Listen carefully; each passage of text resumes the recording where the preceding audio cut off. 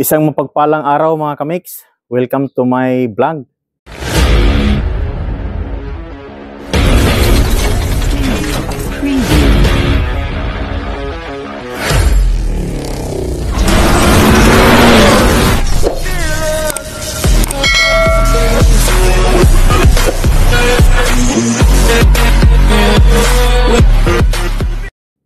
So, ang vlog natin ngayon ay tungkol naman kay body. So, ito gusto ko lang i-share, baka ma-encounter ninyo ito sa inyong mga sasakyan. Kasi nangyari ito sa akin. So, mabuti na lang may magaling na mekaniko at saka teknisya na tumingin at nahuli niya agad. So, baka ma-encounter ninyo ito mga kamix. Bali, si body pala ay hindi siya umandar. Tumirik to siya nung nasa biyahe kami. So, pinahata ko siya. Tapos dito ko na siya tinutrouble. So yung kunting kaalaman ko hindi sapat para mapa-under ko si body. Kasi mayroon naman siyang supply ng kuryente, may supply ng gas. So hindi ko siya mapa-under. Nung tumawag ako ng isang technician para titingin dito, yung electrician, hindi din siya napa-under mga kamik. So ayun, napunta kami sa ECU. Ang hatol namin ay ECU na. Pero yung dumating yung nakausap ko, galing pa siya ng Bataan, pumunta ng Ilocos, at tamang-tama na madaanan niya ako at pinatingnan ko sa kanya. So gusto ko lang tong i-share sa inyo. Baka ma-encounter ninyo ito sa inyong mga sasakyan. So hindi siya nag-focus sa ECU mga kamix. Dito siya nag-focus. Kasi may supply ng kuryente ang spark plug, ang high tension wire. Tiningnan niya yung distributor. Okay. Pagkatapos dito, tinignan niya dito. Ang ginawa niya, kinatihan niya ito mga kamix. Nung kinatihan niya, umandar, tapos namamatay.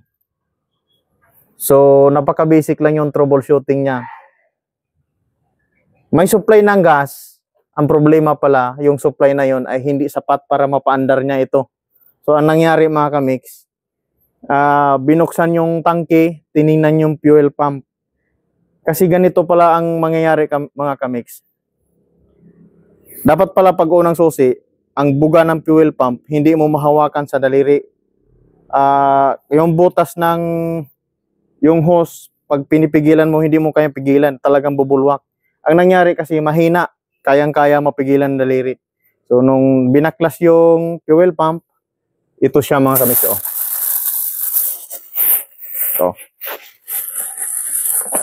Ito para makita ninyo. So bali ito yung fuel pump niya mga kamix.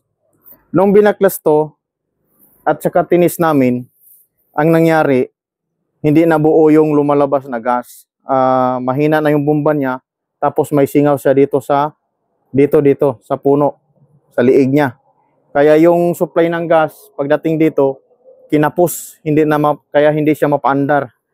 So, ganun yung nangyayari. Baka ma-encounter ninyo na ganun din ang mangyari sa sakyan ninyo. Ito yung puntahan ninyo. Huwag kayong maghatol agad sa ECU. Kasi may supply naman ng kuryente, may supply ng gas, kaso lang mahina. Hindi niya kayang mapaandar. So, nung bumili ako ng bago at pinalitan namin ito, nung sinalpak, nung pinaandar, one click na lang mga kamix. So, ang salary, itong fuel pump, hindi si ECU. So,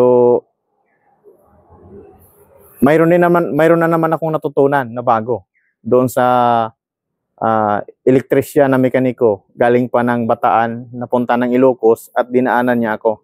So, dahil sa kanya, hindi na ako kung saan-saan pa naghahanap ng makapandar kay body. So, dagdag kaalaman ko na din yon mga kamix. So, sana magkaroon ka na ng idea kung nung magka ganito man yung sasakyan ninyo, may idea na kayo kung saan kayo pupunta.